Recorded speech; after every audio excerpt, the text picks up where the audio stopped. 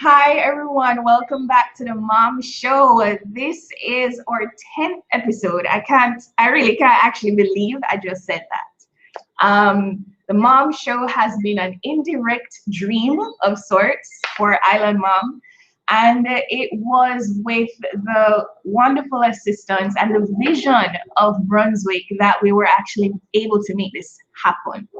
It has been a wonderful, I keep saying wonderful because it has been wonderful, but it has been a glorious new one, glorious experience of having to talk to these women from across the Caribbean who are also moms, sharing their story, putting together that mom acronym of being, mindful, being open, and gaining momentum through our lives.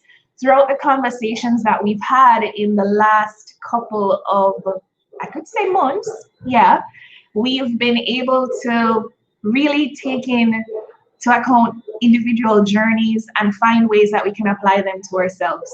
The Mom Show, I do hope, will continue going forward with Brunswick, just like throwing that out there.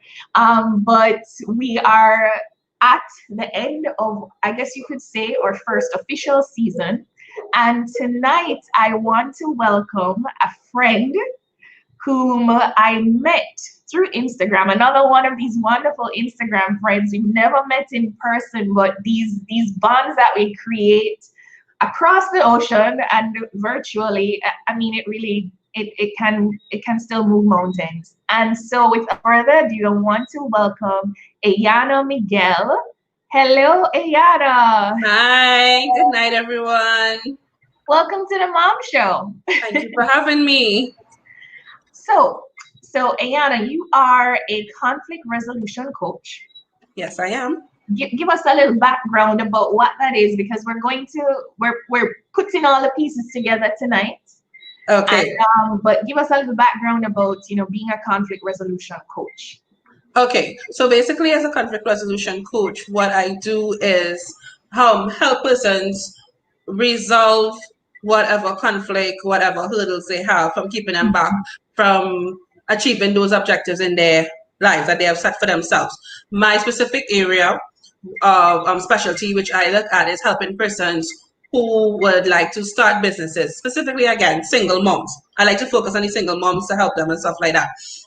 So many of us have these ideas, especially with the onset of COVID and stuff like that. I mean, unfortunately, a lot of people were sent home. And what I realized is that we have these ideas in the back of our mind, and we would like to bring these ideas to fruition and actually have them, have our businesses, start our businesses. But how do we do that? What do I do? Where do I go? How do I manage family, work life? And this is where I come in, helping you to actually bridge that gap, get your objectives, get things going, and, hit the ground running. As a conflict coach, because we're looking at resolution, I try to ensure that there's always some goals set and achieved before our next session. So I try to space my sessions out and stuff like that, give them a time to achieve their goals and stuff, work with them, be their personal cheerleader, like, hey, you can get this done and stuff like that. I became a conflict coach. It was like amalgamation of all my years of studies, my work experience, regionally, locally, internationally even. And I saw that, wait, this is something I can actually do. I can actually give back and I can actually help. Being an entrepreneur myself for the past 14 years and currently managing 3 entities, I said, you know what, it's time for me to give back. It's time for me to help. And we're doing it. We're getting things done. I'm saying we because my clients and I, we're working together, and it's been really exciting. It's been marvelous. It's the word that really comes to mind when I see, helping persons and seeing them, that light in their eye, like, hey, I can do this. I can get this done. So, that's basically it. I'm going to come back to a topic, and there's a buzzword that all moms know about being, mom guilt, because I want to tackle that pain point. You just said you're managing 3 entities and you have how many kids? I have 2 biological and 1 bonus son. So basically 3. I'm a mom of 3. I have a 9-year-old. My son, he is this adorable, sweet child. He tricked me into thinking that all children do not have terrible tools. They're just always in the book, so loving and attentive. My bonus son, he is 6, loving child. He adorable, very, very loving to his sister, very intelligent, a bit mischievous. He's 9-year-old too, but he's a little underhanded with it. And then I have my firecracker. Because I thought, you know what, why not have another one? So I have a darling firecracker of a 2-year-old who made me think my 9-year-old was a liar, because she has the terrible tooth. It started from the time she was like 1.5, right? If we had started like 5 minutes earlier, you would have heard her banging on the office door, "Mommy, let me in." So your voice actually cracked when you spoke about the terrible tooth. The fear. I feel it. Yeah. So mom guilt. Oh, let's talk about mom guilt.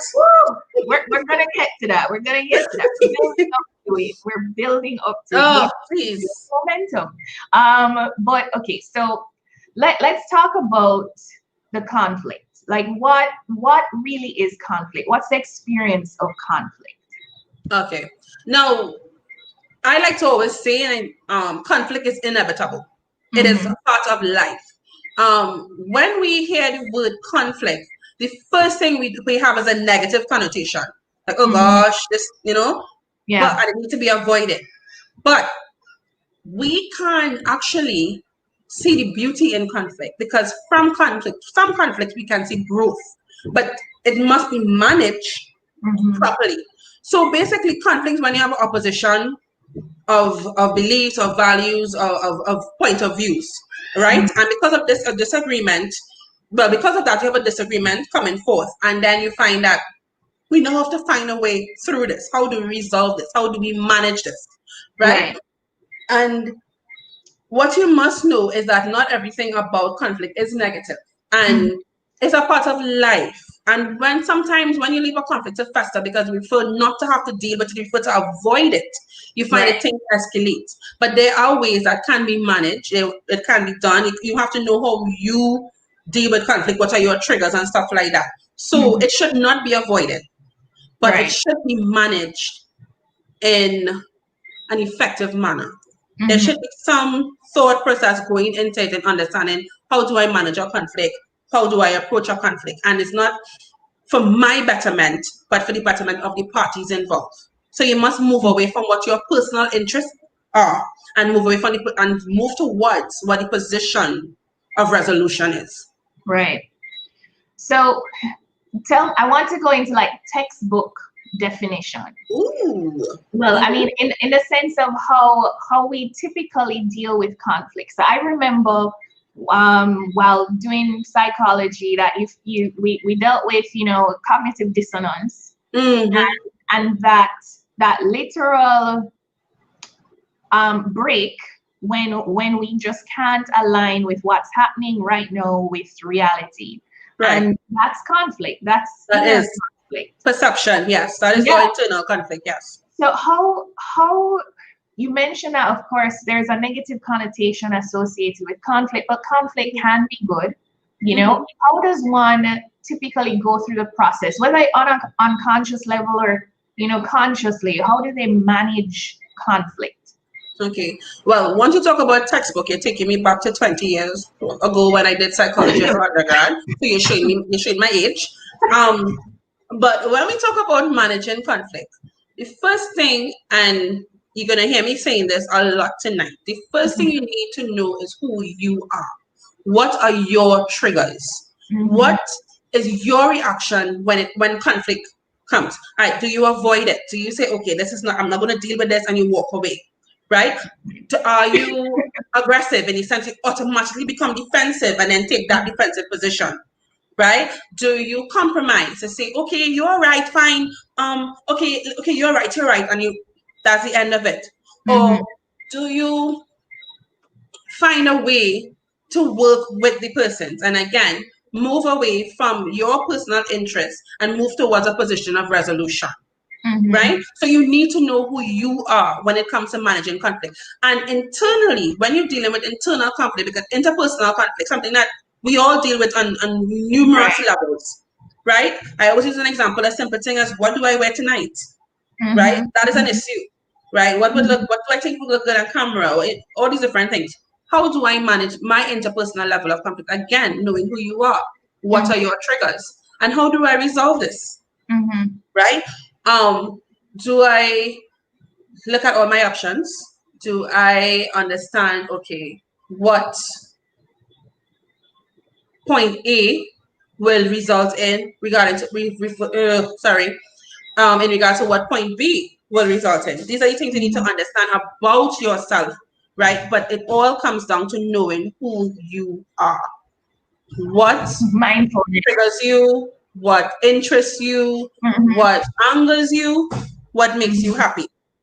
So Mm-hmm. you need to know who you are in order to know how to deal with your conflict. And then again, how it is that you may actually combine different ways. You may actually combine avoidance with compromise, right? Or collaboration.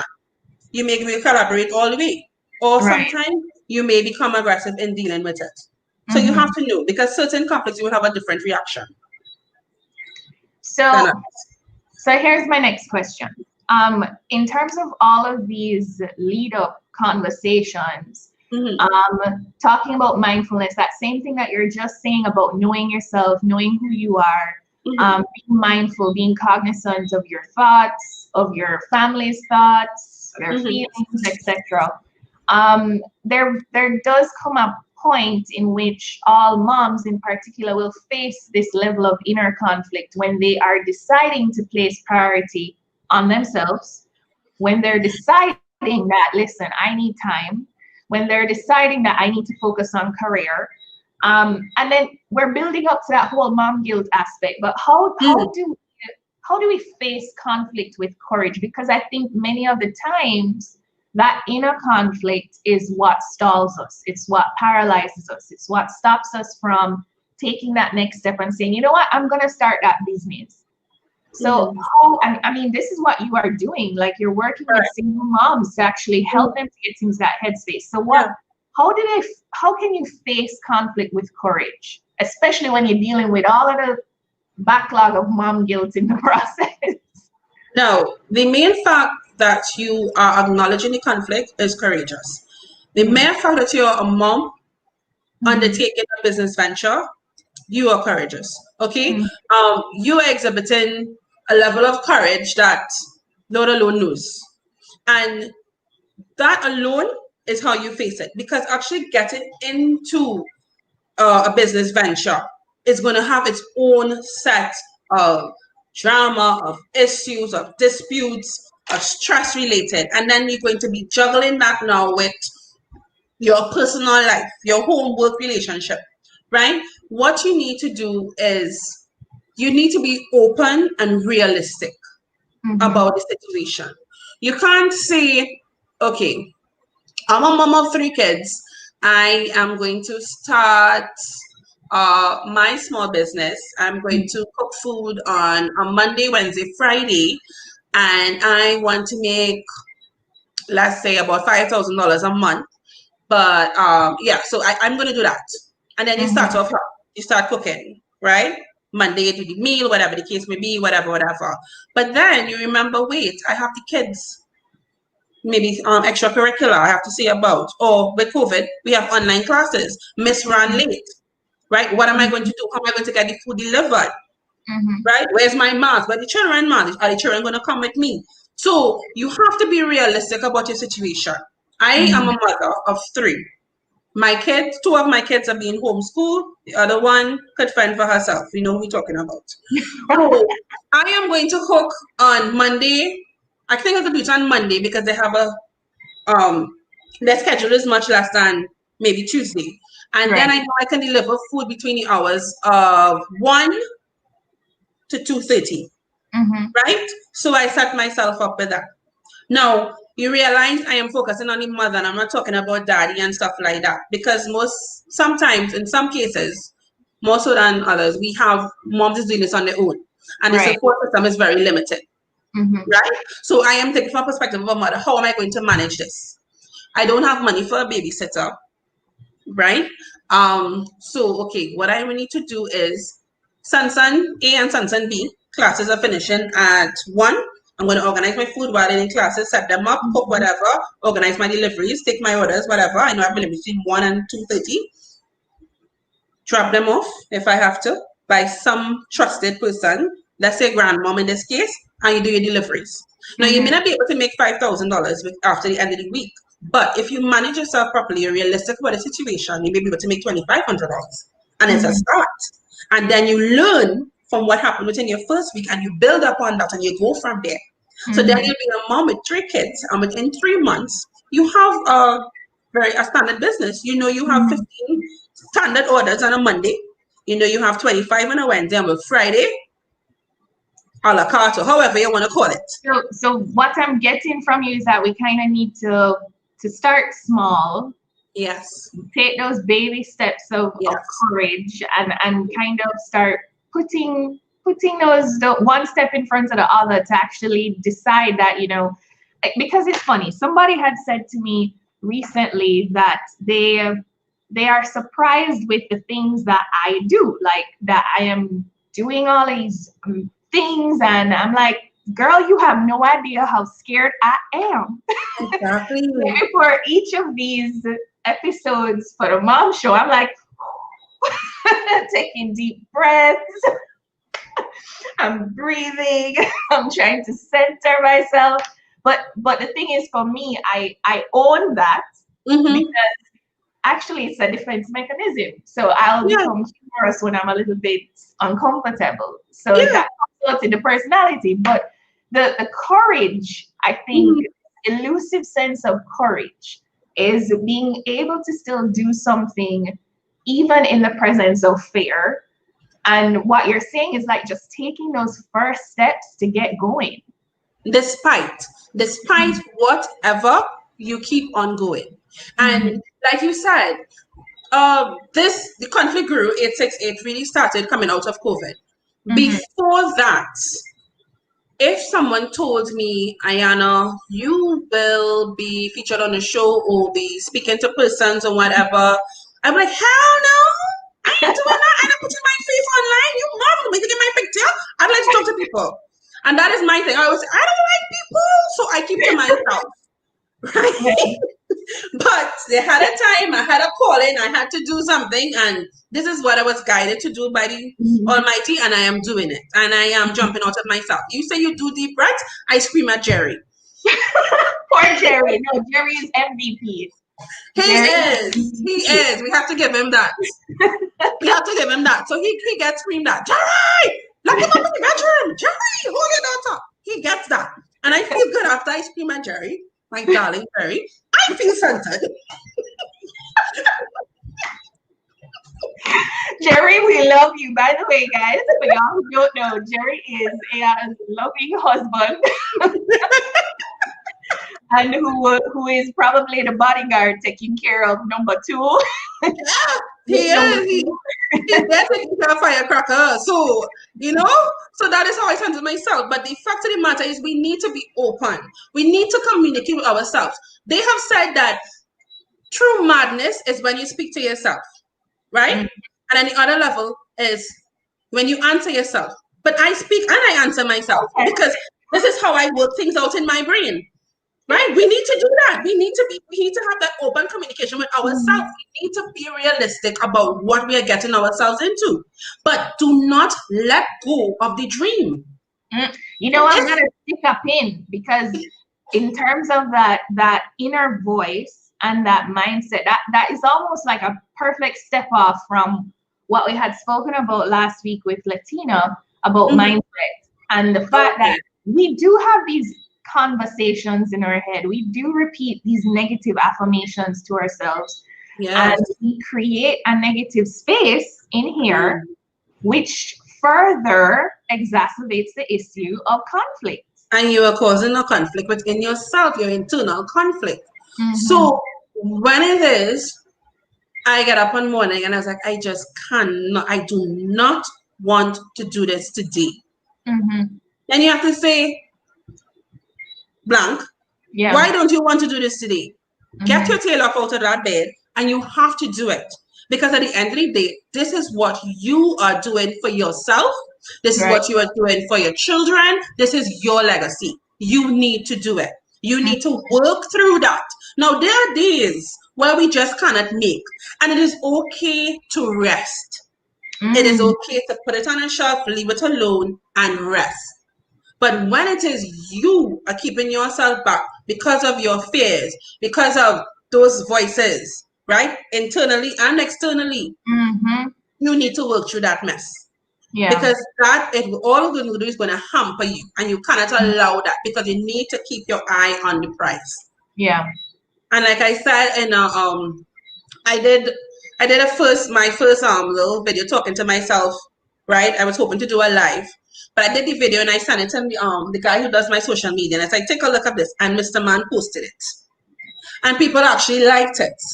I had no makeup, nothing, because I was just doing a practice, and people were like, I didn't get this today and whatever, and I was like, what? I actually did something. I had no intention of doing it like that. I wanted to do the makeup, hair, everything.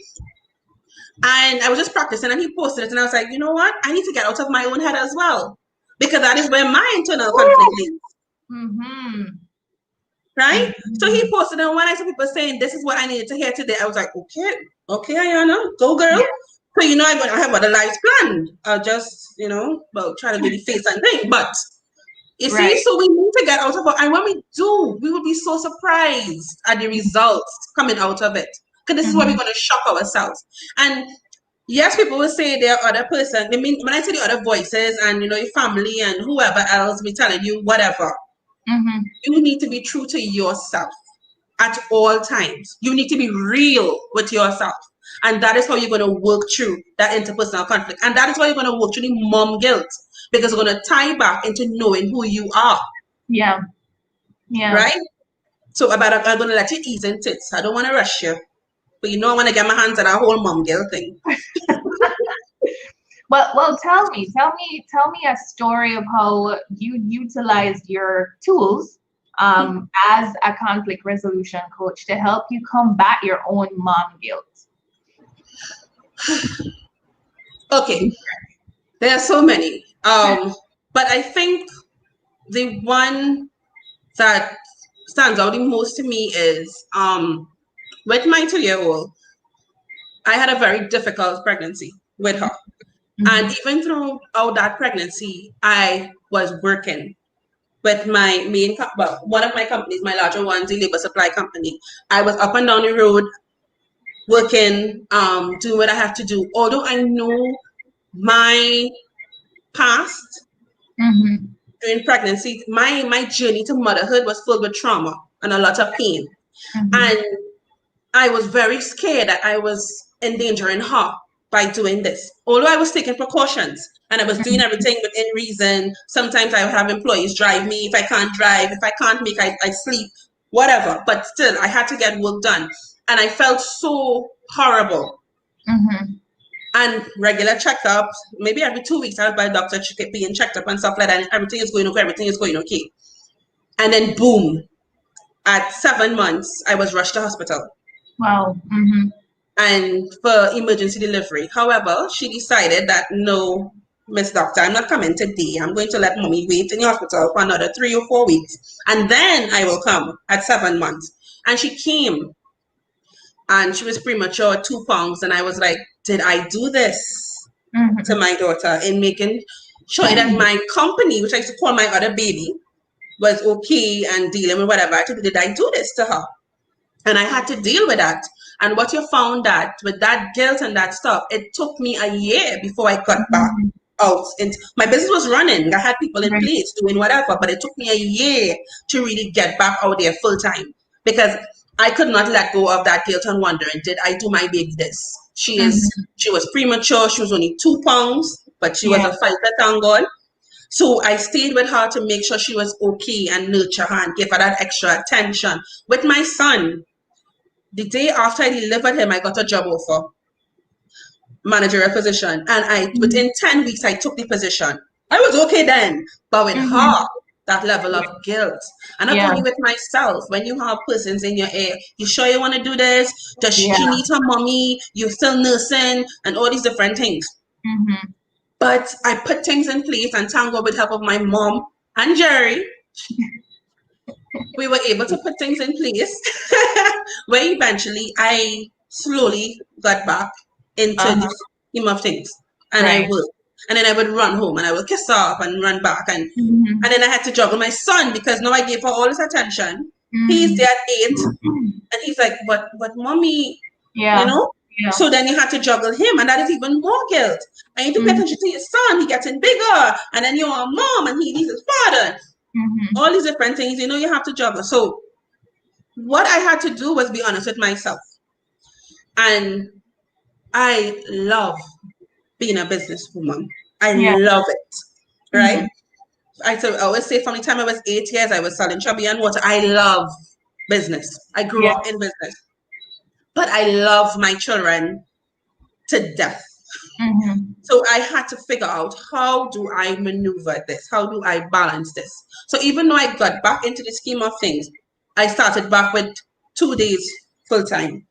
Although Mm-hmm. my full days did not go into 5, 6 nights anymore. It was more 2 o'clock. That was it. So I can pick my son up from school, get home to them, deal with them. And then I Mm-hmm. went on to 3 days and then 4 days. And eventually, as she got old, I was able to go back into stuff full time with my mom helping, babysitter and stuff like that. We had a nanny and we were able to do that. And that is how I overcame that aspect of it.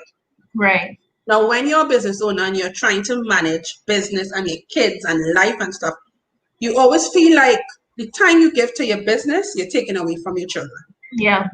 Mm-hmm.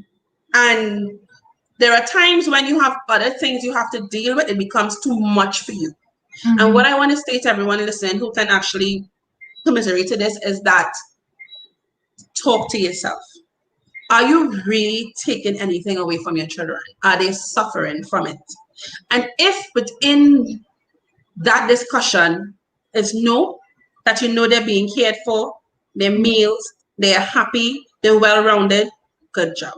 Mm-hmm. But if there's a case where you find, okay, you know what? I find you only eating junk food.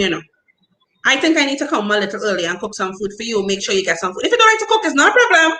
Get something else, buy something, or get somebody to cook or whatever. That is where you could learn from that, from Right. that guilt. That is where you can use that guilt to help you. So for like Mm-hmm. my son, I found that with COVID, I wasn't too tough on him with schoolwork and stuff like that. But I found he was leaning too much at the video games and stuff. So I Yeah. said, okay, here what we're gonna do. We're gonna get Online. up early in the mornings. I let it happen for a little 6 weeks and thing, yeah. But now you get up early in the mornings, Uh-huh. get some work done, right? While you're getting yourself done, you're sitting across from me on the desk and you're doing your work, and I am doing my work, and we are working together. And Right. mommy's asking you questions, you were telling mommy whatever, and we going from there. Firecracker, she have a babysitter, so they're dilly-dally, and I'm running from a little kiss, hug up and thing, but I'm making sure everybody is being taken care of as much as I possibly can. On the days that I can't, I get up, I tell the babysitter, okay, you have them fully today. I need to rest. Like you knew, I tried to take a few days in Tobago, and you know how that went. Right? I didn't get a chance to rest. I now need to go and get some rest. Get the rest from your rest. Exactly. But Right? I want to ask you something though, because um there's, apart from single moms, you have single moms who have like a support system. Perhaps yeah. they have, their own parents or their own mother who can be there to assist. For me, I'm not single, but I don't have a support system. So there are no grandparents. There's no, if I do need to take a break, or that's paid help. Yeah. Because there isn't that network, apart from, of course, the Island Mom community, but that's virtual. there isn't that network to be able to say, okay, here is the kid, like, I want to do this. Or it's always been, I can count on like my hands how many times I've been away from my kid, on one hand, probably. Yeah, maybe like this. But it's hard. And it's hard to be able to even further justify that guilt or that sense of conflict of, when you need the help, but there isn't the help. Oh. So how can one then take maybe a little bit of those baby steps to help to resolve that inner conflict that arises when, listen, they know that it's mommy, mommy is the caregiver, mommy is everything. Yeah. Nobody else. But at some point there needs to be a time when mommy needs to lock herself in the bathroom, or mommy needs to step away. Yeah. So what would be your advice? What would be your advice to those moms? I think to them, I would say trust yourself and guard your truth. Guard your truth and what is true to you, and stay true to that. Right? And why I say that? No, I may have a support system now, but there was a time when, even though I had one, I chose not to use it because I didn't want to burden my mother. But I was burning out, and you would find that a simple thing as a bathroom break was a great experience for me. But my truth was, I love my children. I love being a businesswoman, but I need a break. But how do I get this break? Because I don't want to burden my mom, right? So what do I do? And in that case, drop my son off to school, right?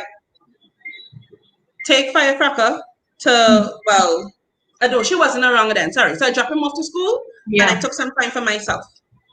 I did not go to work that day. There were times I would actually get there early and sit down in my car, talk to myself, listen to music, right? I have heard people call me on the phone and said, I just passed you on the road. Yeah, what went on with you? And I'm like, to my music and taking my time and, and enjoying myself, right? I was an avid reader before I had my son. And after I had him, I didn't get a chance to read for years. I've only started back to read novels recently. During COVID, I got that time. And that may be a simple thing. A simple thing as just when they sleep, when they're sleeping. So how do you maneuver? How do you work through this? Guard your truth and be truthful to yourself. What can be done within this space? Something can be done. Something has to give. Something has to give. Do I do? Yeah. Right? What do I give up a bit of on some day to get more for myself? And it is not selfish in taking self-care. Yeah. Self-care is not selfish. Because when we go on an airplane with our kids and they tell you, if the plane is about to crash, put your mask on first before you put it on your kids. Because you need to be alive. Yeah, you in order to take care of them. That's for sure. Yeah. And there's a lot of us, and myself included, found it difficult to do that because our children didn't ask to be here. We made that choice. Yeah. Right? So we are supposed to give them our all. We are supposed to take care of them. And the older heads will agree to that. They will push that as a mom, this is what you are supposed to do. This is what you're supposed to do. X, Y, and Z. As a mom, this, as a mom, that. Yeah. Right? But then there's a point in time where you must say, listen, stop. Yeah. What does Ayanna need? What does Anika need? What do I need? What do I need? How do I get this? Yes, I may not have the funds. I understand not everybody will have the funds, but something have to give somewhere. When and this, I'm thinking about all the conversations that we've had leading up to this point, and in three of the conversations, we spoke about modeling behaviors, and for me, I can say, and this has been something I go back to because I don't have my mom around, so I'm not able to ask her for advice or stuff like that. What I go to is the memories or the feelings that I have carried forward. She was a workhorse. She was out. She was always working. But when she came home, the moments that we'd share were very meaningful and so forth. So I've taken that and I've applied it to how I parent.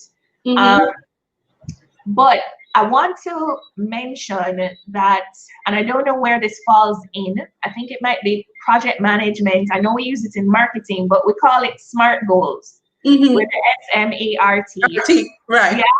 I think in terms of alleviating that mom guilt, this popped up while you were talking, is being able to set some smart goals.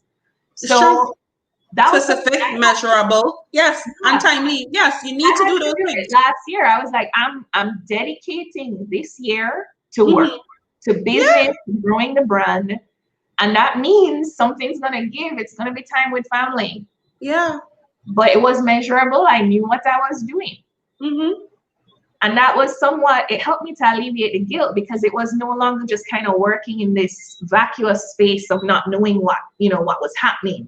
But it was conscious. But being true to yourself and setting those goals, was it realistic?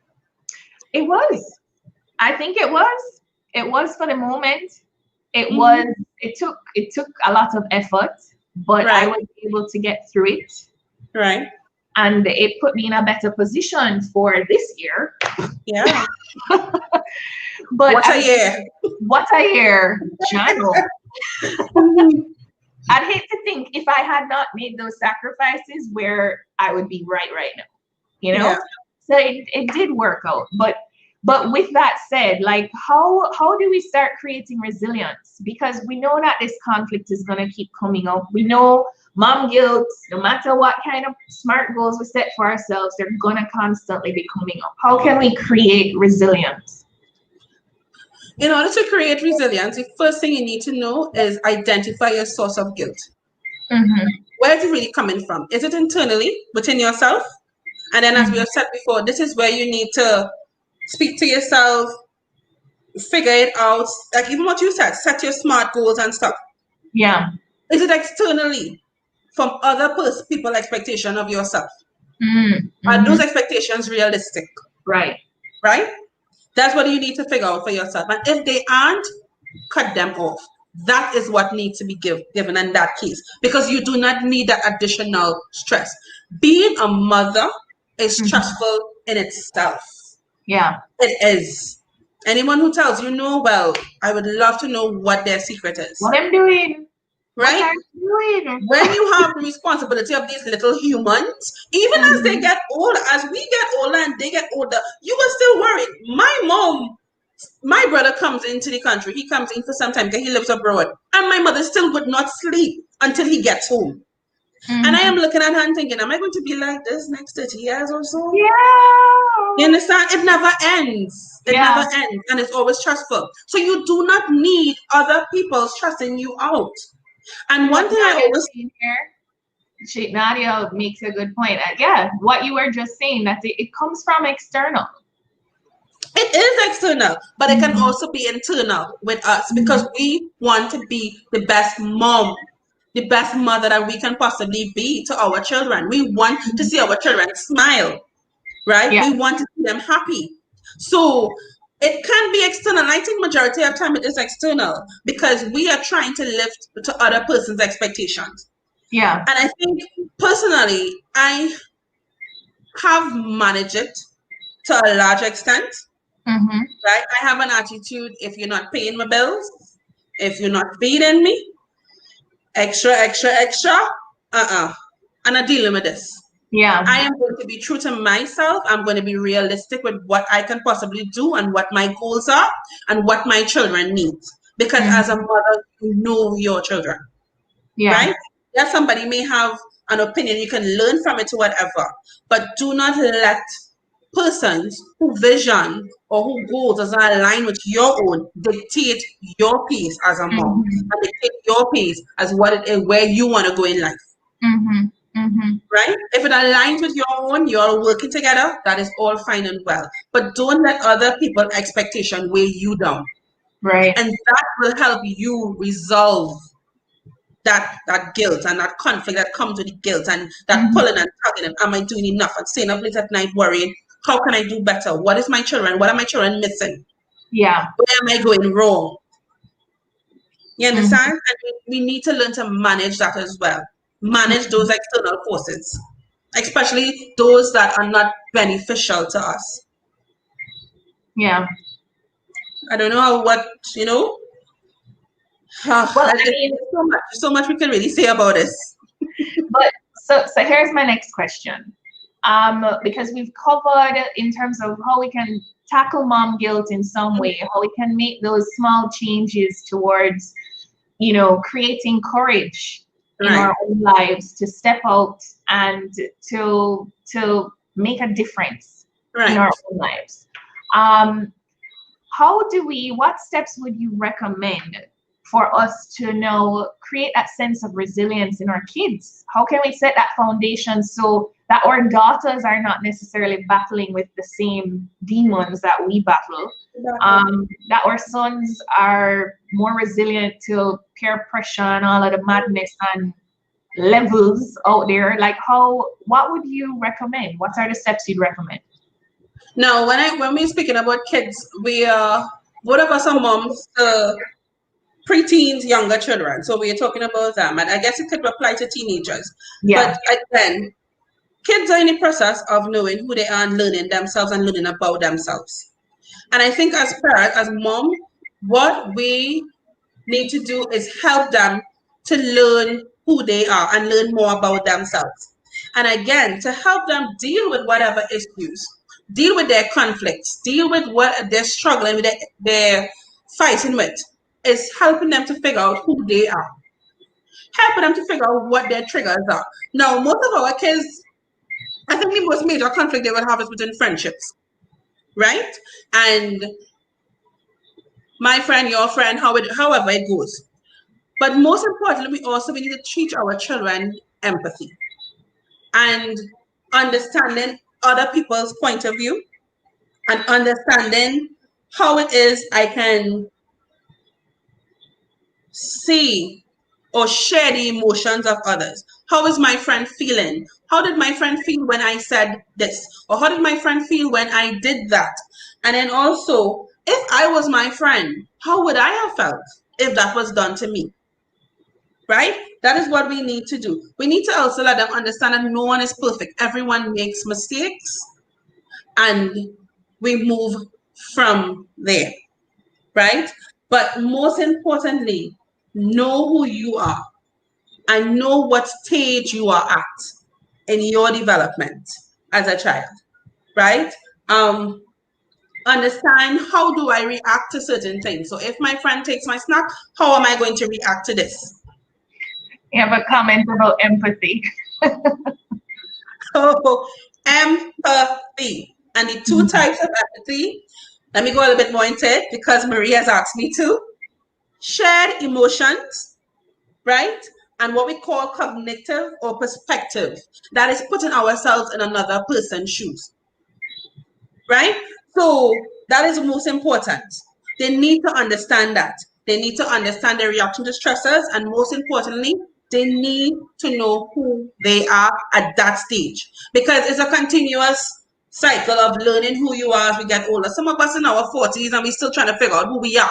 Furthermore, for children, but we can assist them in that. And by doing this and making our kids aware of these things, we help them deal with their conflicts and their issues. We also allow them to see us as sounding boards to seek advice. And in this day and age of technology, we need to have that open communication with our children. Have our children comfortable enough to the point where they know they can come to mommy and daddy in some cases and said, hey, this is what is going on, rather than try to Google it. Because we have toddlers who know how to go onto YouTube and pull up videos. Somehow they can't spell, read, or write, but they know how to pull up Peppa Pig or whatever, right? So, right? So we need to let them know, hey, you don't need to go on Google and figure this out. You don't need to ask a friend. You can come to us, because that is what we are here as parents. And I'm saying parents, I'm including everyone into the whole thing. We are here to guide you, right? So I think with those things, it can really help them.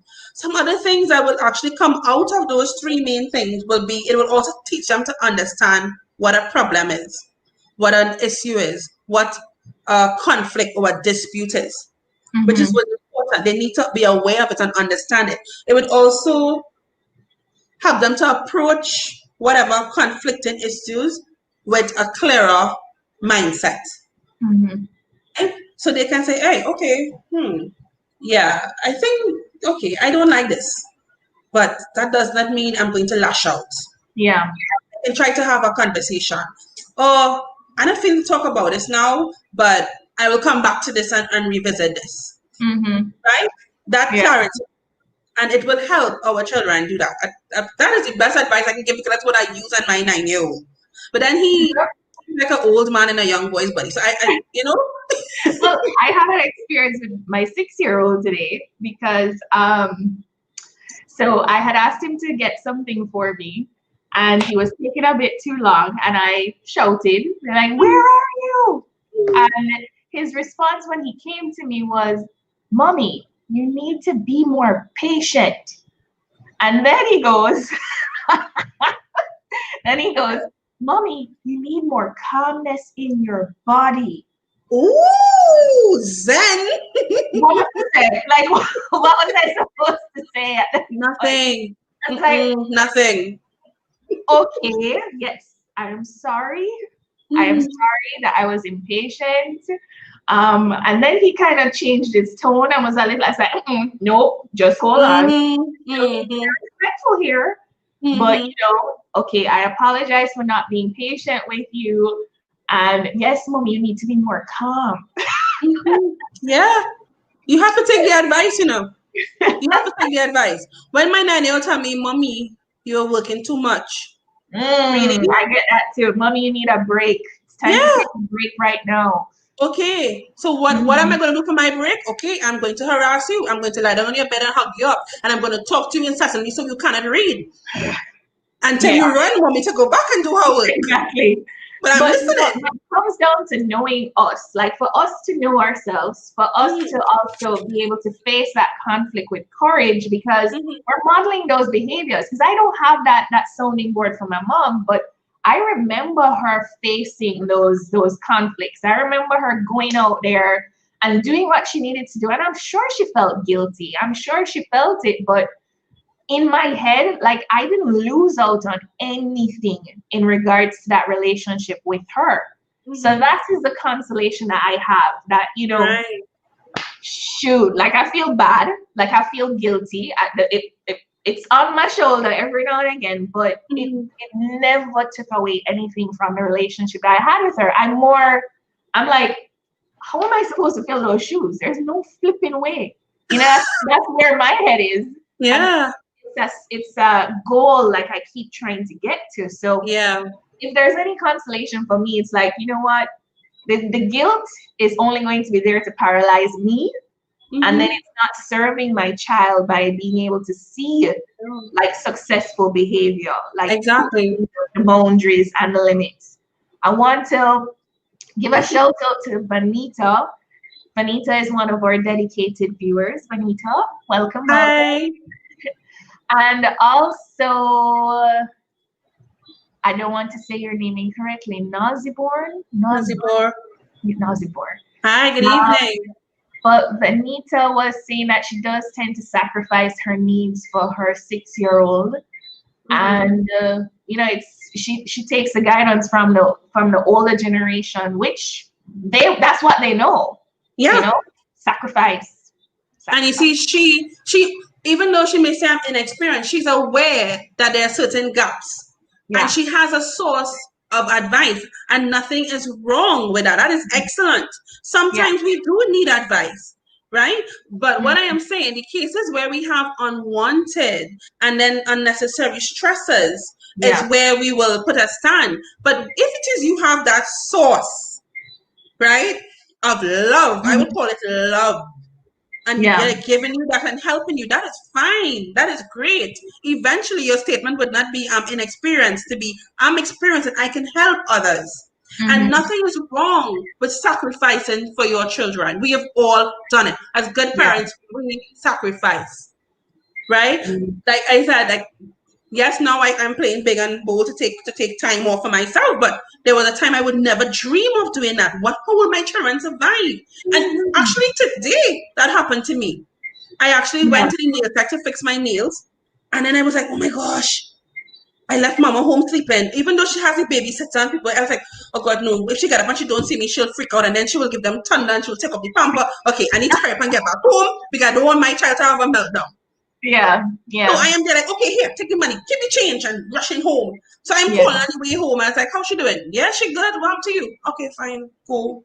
Yeah. No problem. But I still rushing home because how could I leave my child? I'm leaving her with someone who I trust to take care of her, but I'm still panicking Right. because I took time off to do my nails and it bothered me. So we all have different stages. We Mm-hmm. all go through different things and we will feel good and we do sacrifice for our children. And that is where the love comes from.